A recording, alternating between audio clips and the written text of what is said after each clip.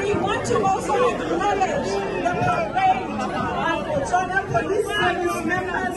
Botswana Defense Force members, as well as special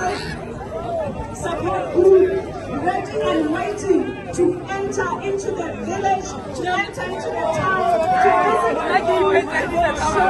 our safety